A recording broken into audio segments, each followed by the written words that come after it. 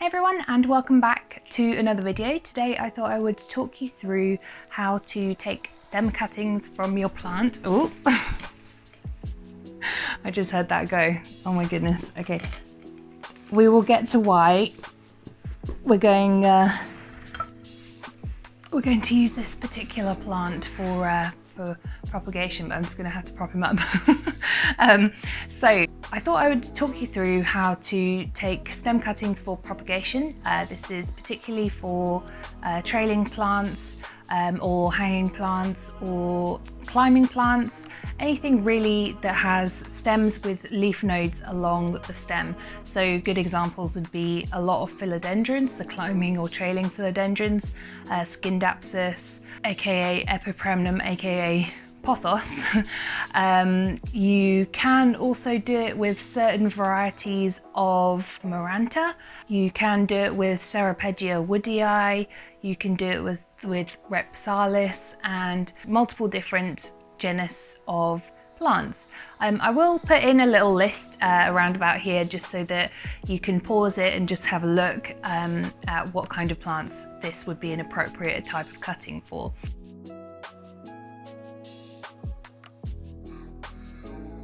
So the reason why we might want to take a stem cutting to propagate your plant is because your plant can actually create roots from the leaf node. It has certain stem cells that will be stimulated by cutting, and they will create roots when put in an appropriate medium. So when I'm saying an appropriate medium, there's many different mediums that you might want to root your cutting in. That might be water, that might be in sphagnum moss in a propagation box. If you want to know more, just click the card that I will link up here, and I'll also link it down in the description. I've got a whole video explaining how to create yourself a propagation box using sphagnum moss. It's nice and easy. You might also want to stick it into soil or moist perlite. There are many different ways of encouraging your cutting to grow. So I am going to show you on this plant because this poor plant has been somewhat neglected over the last maybe 6 months. He's kind of growing up and down, he's dangling and all sorts. He's just kind of got a bit too big for his own structure, and he's overbalancing the pot whenever he's not watered, and he's been leaning up against the wall for quite a while now. This is my beautiful Philodendron erubescens, a very prolific grower, and I will do a close-up on this, but I hope you can see on here. I just need to make sure he's balanced. I hope you can see on here, this where the leaf comes out of the stem is known as the leaf node. So we've got this nodule here where this one is already growing roots out of it because he obviously is not quite happy in his environment and is looking for something to cling on to. But this is what we call a leaf node, and that is where the roots will develop if we make a cutting. So I'm going to do some close-ups and show you where I make the cutting and what parts need to be preserved and what parts are useless, etc. Yeah, I want to make this poor plant a lot happier than he is, because I mean, even now he's trying to fall over on me. So yeah, let's just get into it. Okay, so this is the situation that we're dealing with. Don't mind the mess. He's just kind of got a bit big. You can see he's currently wilting. He is a very thirsty plant, so even when I do remember to water him, he doesn't really get the water that he requires. So what I want to do is, maybe you can see here, we've got kind of like a totem pole type structure holding this up that he's growing up of. I hope you can see that, and we've got him kind of attached along here. I actually did this in another video which I'll link in a card up on the right hand side. But yeah, so since the top of this pole, he's then grown down and then up again. So he's really not doing too well. So what I'm going to do is, I think I'm going to chop him off just about here, and I'm going to use the rest of these leaf nodes to make cuttings. And I'm going to do that for all the stems that he's got attached. I think we've got 1, 2, 3 here, and we've got a further 4th one down here somewhere that I will also chop off because it's never been fully attached. So what we're going to do, like I just showed you, this is a bit awkward because I don't want him to fall over. So what we're going to do is we're going to get a leaf node like this, specifically this little bit here where we can see the roots are already growing out of. You'll have to excuse my terrible nail varnish, sorry. So this is the only part that's going to grow new roots from. So any of this excess stem in between 2 leaf nodes is completely useless. So you kind of want to give it maybe 1 inch maximum at the either end of the leaf node so that it's got kind of enough to sustain itself. You want a decent amount of root potential, I suppose, and you want something to kind of anchor down your node. And if you were to get some rot either side, particularly this will be if you're rooting in a very damp medium such as water or in soil, these cuttings can be prone to rot and where they've let the moisture in, so you want to give yourself a little bit of wiggle room. So I'm going to chop probably around about here and around about here on the side of each leaf node to give it plenty of space. I am going to keep the existing leaves in the meantime because there's nothing wrong with them. I see no reason not to. Eventually they will probably become the oldest leaf and die, but it gives the root something to photosynthesize and kind of some life to cling on to, really, so we want to keep that leaf there. So yeah, I'm just going to do that and I will come back to you when I've got all of my cuttings.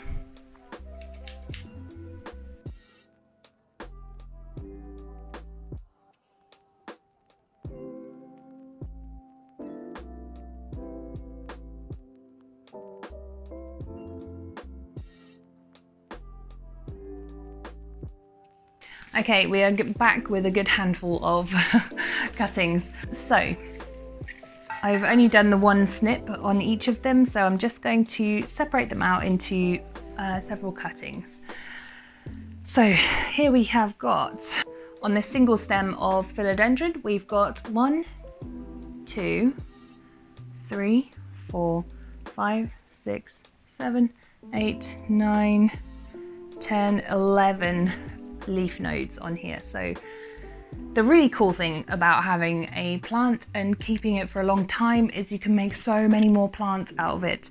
So I suppose I've kind of got some options here. I could root all of these long stems and make one lovely big full plant, or I could make these into several individual cuttings and give that to someone else who can create a full plant from it, or I could kind of halve them up and make a couple of bushy plants. I think for now I'm going to, where there's a very narrow gap between these 2, leaf node here and the leaf node here. It's obviously lost its leaf here at some point, probably because I've not been watering it as I should be. So I think I'm just going to leave those 2 there and see how they go. If one of them kind of shrivels and dies, then I've got the other one. But for the ones that are really quite far apart, I think I am going to keep them separate. Because I think this has got a lot of potential in it. So I think I'm going to do that with all of these cuttings. The thing that I forgot to mention is whenever you are using scissors or whatever you're using, make sure it's very sharp. Make sure you have sterilized it with rubbing alcohol beforehand. Sorry, I know I do this all the time, waving around open scissors. Make sure you have sterilized it with rubbing alcohol beforehand, just to kill off any bugs or any bacteria that might be on those scissors, especially if you've been cutting other plants in the same time. So right, let's just get started on it. This is I have to admit, this is a very sappy plant.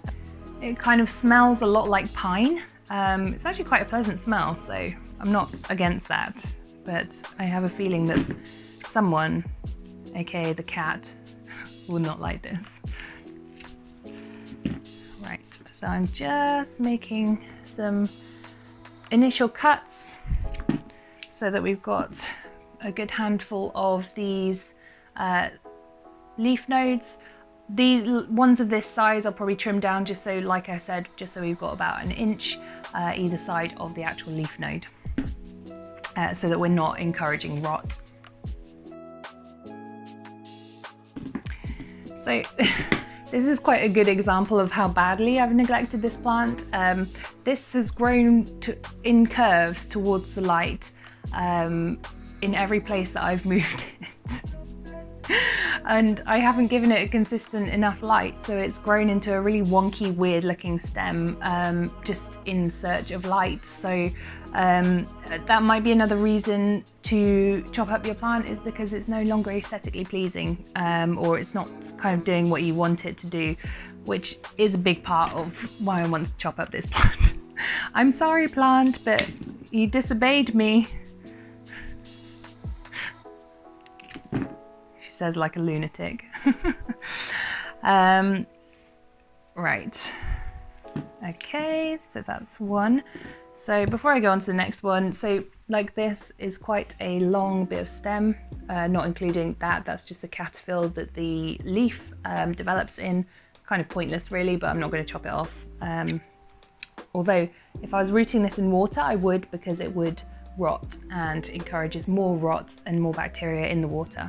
But I am actually going to put this into sphagnum moss. Okay, so you can see now that we've got that's roughly around about the size that you want on either side of your leaf node. So you don't want too much, and you just want enough that it's got something substantial to kind of cling onto, but not so much that you're kind of encouraging a load of moisture into that cutting. So I'm going to put the completed ones into this dish so I know where I'm at with them. This one should be fine, to be honest. It's not got a huge amount on the other side of the stem because a lot of this is a developing leaf, so I'm just going to leave that as is.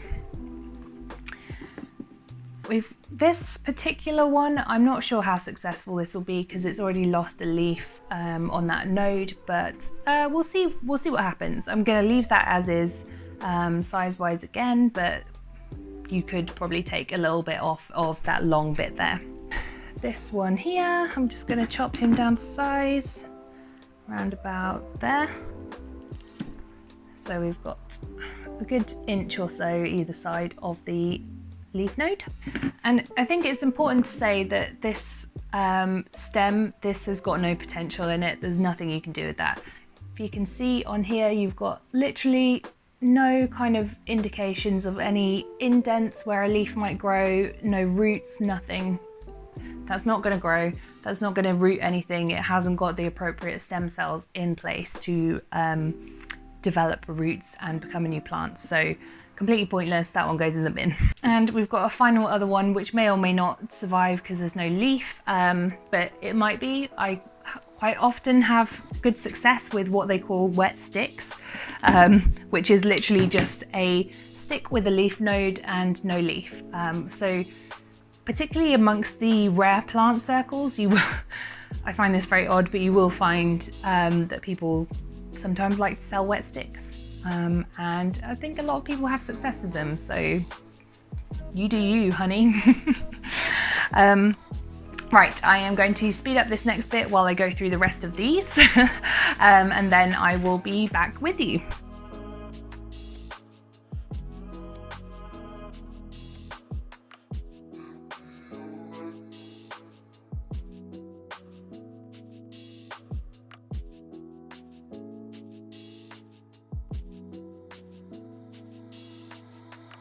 Just to explain to you, this one I'm going to leave because we've got a developing leaf here. Yes, it has got quite a long stem, but I'm not quite sure at this point whether or not this leaf node has potential to develop roots, so we're going to leave him stuck to this original leaf node, just so that in case you wondered, that's why I'm doing that.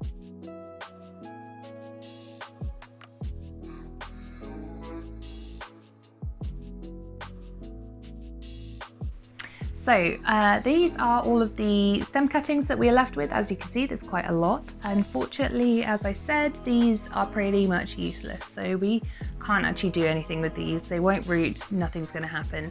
I think it's also important to note that as these are very sticky with sap, make sure you don't do this with your pets around, as I can see a cat in the background.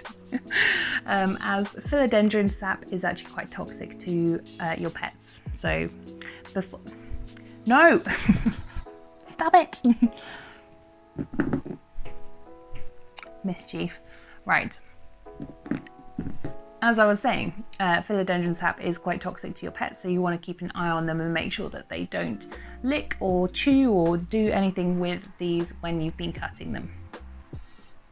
Okay guys, so I now have got 31 cuttings that are potentially viable. As you can see, there is a big old tangled mess of leaf nodes in here. So each one of these has potential to become a new plant, which is one of the many very enjoyable things about plant keeping. And we've still got this sad looking fellow over here who I hope will perk up as and when I water him effectively. I'm going to give him a couple of trims where his old leaves have died or they're just looking gnarly. And when some of these plump up and grow new roots, I'm going to start him again from the bottom and just kind of try and fill in some of these gaps as we go towards the top where he's etiolated due to lack of light. So what I'm going to do is I'm going to propagate these in a box of sphagnum moss. Like I said, if you missed that video, you can check out the link above or down below in the description, and I'll show you how to set up your sphagnum moss propagation box. I will do that for as many as I can fit in this box and the other boxes that I've got.